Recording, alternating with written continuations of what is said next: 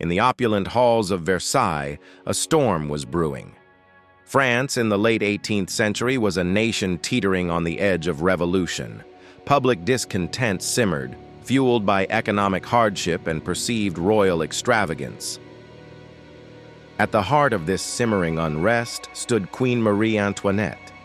Already unpopular, her every action was scrutinized, her every perceived misstep magnified.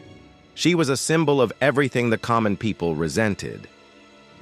Our story begins not with a political decree, but with a dazzling, impossible piece of jewelry. This was a necklace of unparalleled beauty, commissioned by King Louis XV for his mistress, Madame du Barry. It featured 647 flawless diamonds, weighing over 2,800 carats. Its cost was astronomical, a sum equivalent to a small nation's annual budget. After Louis XV's death, the jewelers, the Baumer and Bassange, found themselves with an unsold masterpiece. They desperately sought a buyer, hoping the new queen, Marie Antoinette, would acquire it. Marie Antoinette, however, had no desire for the necklace. She found it ostentatious and impractical, famously stating that France needed ships, not jewels. Her refusal left the jewelers in a precarious financial position. They were desperate to sell, and their desperation would soon be exploited. A cunning con artist saw an opportunity to weave a web of deceit around this very necklace. Enter Cardinal Louis de Rohan, a prominent figure in the French court. He was a man of immense wealth and influence, but also of deep personal ambition. Rohan yearned for the queen's favor, hoping to secure a prestigious position as a minister. However, Marie Antoinette harbored a strong dislike for the cardinal. His past indiscretions and gossip had earned her lasting disdain.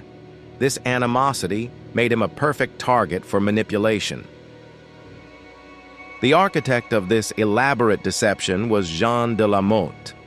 A self-proclaimed descendant of French royalty, she was a woman of sharp wit and even sharper cunning. Jeanne had a talent for exploiting human vanity and ambition. She befriended Cardinal de Rohan, convincing him of her close ties to the queen. Jeanne skillfully played on his desire for royal approval, hinting that she could bridge the gap between him and Marie Antoinette. Jeanne began forging letters, supposedly from the queen to the cardinal. These letters, filled with promises of reconciliation, slowly drew Rohan into her confidence. He believed he was finally winning Marie Antoinette's trust. The letters eventually mentioned the diamond necklace. They suggested the queen secretly desired it, but could not purchase it openly due to public scrutiny. She supposedly needed Rohan's discreet assistance. To solidify the deception, Jeanne arranged a clandestine meeting. In the gardens of Versailles, a prostitute, chosen for her resemblance to the queen, briefly appeared before Rohan in the darkness. She uttered a few words of forgiveness, then vanished. This fleeting encounter convinced the cardinal that the queen truly sought his help. He was now fully ensnared in Jeanne's intricate trap. Believing he was acting on the queen's behalf, Rohan agreed to purchase the necklace on credit. He signed promissory notes for its immense cost, expecting Marie Antoinette to reimburse him. The jewelers, relieved, handed over the magnificent piece. But the necklace never reached the queen. Jeanne de la Motte and her accomplices immediately broke it apart. The individual diamonds were then sold off in London and Paris. Their value quickly dissipated.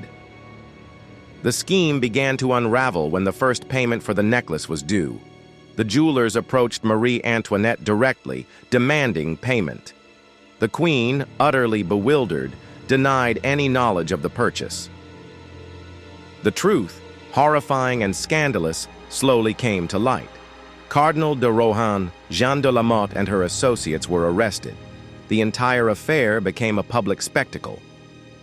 The ensuing trial captivated France. Cardinal de Rohan was acquitted, largely due to public sympathy and a desire to believe the queen was truly corrupt. Jeanne de la Motte, however, was convicted and publicly flogged. Despite her innocence, Marie Antoinette's reputation was irrevocably damaged. The public, already suspicious of her, saw the scandal as further proof of her extravagance and deceit. They believed she had orchestrated the entire affair, then betrayed Rohan. The affair of the diamond necklace was more than just a con. It was a devastating blow to the monarchy's credibility. It fueled the narrative of a decadent, out-of-touch queen and a corrupt court. The scandal became a symbol of royal excess and moral decay. It deepened the chasm between the monarchy and its people, eroding what little trust remained. This infamous affair, born of diamonds and deceit, became one of the many sparks that ignited the French Revolution, ultimately leading to the downfall of the monarchy and the tragic end of Marie Antoinette.